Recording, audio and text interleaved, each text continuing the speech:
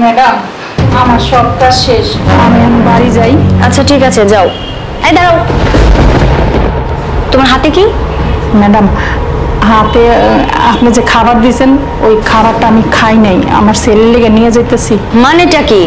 আমি তোমাকে খেতে দিয়েছি, তুমি বাসায় খেয়ে তারপরে তুমি বাড়িতে যাবে, তুমি খাবার নিয়ে কেন যাচ্ছ? ম্যাডাম, আপনার তো কওয়াই হয় নাই, আমার ছেলেদের আজকে 5-6 দিন ধরে খুব জ্বর ম্যাডাম। আমার ছেলের একটু গরু মাংস দিয়ে ভাত খেতে চাইছে, আর ম্যাডাম গরু মাংসের এত দাম, আমার তো ওই তৌফিক নেই গরু মাংস কেনার, তাই আজকে আপনি গরু মাংস রাঁধছেন, আমারে খাইতে দিচ্ছেন না, আমি খাই নাই ম্যাডাম, আমার ছেলেটার লিগে লয়ে যেতেছি। এই শোন, আমি না তোর আর একটা লেকচার আমি শুনতে চাচ্ছি না। আমাদের বাড়ির রুলস অনুযায়ী তোর চলতে হবে, মানে এই খাবার নিয়ে তুই বাইরে যেতে পারবি না, মানে পারবি না। ম্যাডাম এমন করেন না ম্যাডাম, আমার ছেলেটা খুব অসুখ ম্যাডাম, একটু গরু মাংস খাইতে চাইছে, আমি একটু লয়ে যাই ম্যাডাম, আপনি যেটুকু দিচ্ছেন অতটুকুই নিছি ম্যাডাম। খাবার খেয়ে প্লেট ধুয়ে তারপরে তুই বাইরে যাবি, আর সেটা যদি তুই না করিস ঘাট ধাক্কা দিয়ে আমাদের বাড়ি থেকে বের করে দিব। না না ম্যাডাম, আমার ঘাট ধাক্কা দিয়ে বের করে দিন না ম্যাডাম, তাহলে তো আমি আমার পোলার রইলে না খাই মরে যাবো ম্যাডাম। ম্যাডাম, আপনিও তো একটা মা, আমি এমন একটা অভাগী মা, আমার ছেলেটা একটু গরু মাংস দিয়ে ভাত খেতে চাইছে, তাই আমি খাওয়াইতে পারতেছি না আপনার লেগে।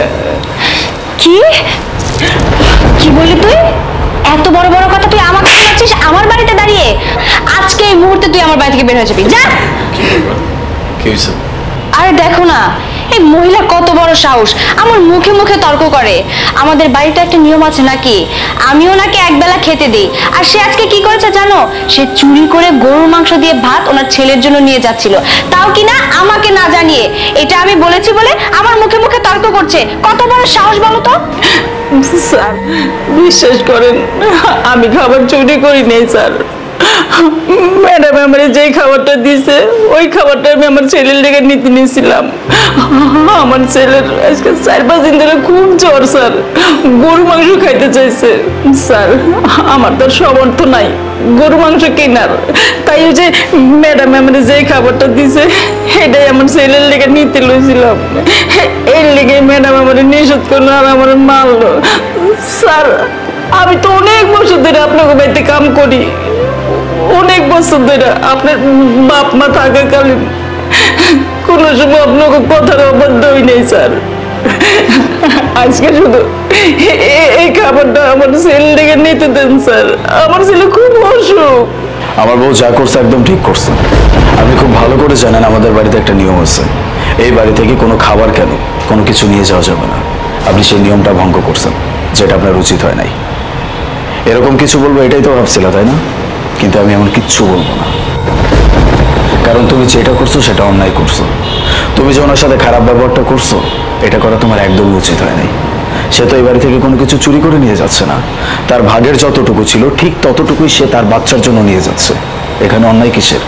হ্যাঁ আমি মানতেছি তুমি এই বাড়িতে একটা নিয়ম করে দিছো, এই বাড়ি থেকে কেউ কোনো খাবার বাইরে নিয়ে যেতে পারবে না, ওকে ফাইন, কিন্তু সে যখন তোমাকে এক্সপ্লেইন করছে তার বাচ্চা অসুস্থ, 4-5 দিন যাবৎ সে জ্বরে ভুগতেছে, সে গরুর মাংস দিয়ে একটু ভাত খেতে চাইছে, এই জন্য তার মা তার জন্য সেই খাবারটা নিয়ে যাচ্ছে, তাহলে এখানে অন্যায় কিসের? আচ্ছা একটা কথা বলো তো আমাকে, এই বাড়িতে আমরা কয়জন ফ্রি থাকি? আমি আমার ব্যবসার কাজে বাইরে থাকি, তুমি তোমার অফিস সামলাও, তাহলে এই বাড়ির প্রতিটা কাজ কে সামলায়? এই মানুষটা সামলায়। তোমার মনে আছে লাস্ট টাইম যখন আমাদের বাচ্চা অসুস্থ হয়ে গেল তখন আমরা দুইজনের কেউ আমাদের বাচ্চাকে সময় দিতে পারি নাই। সময় কে দিচ্ছে?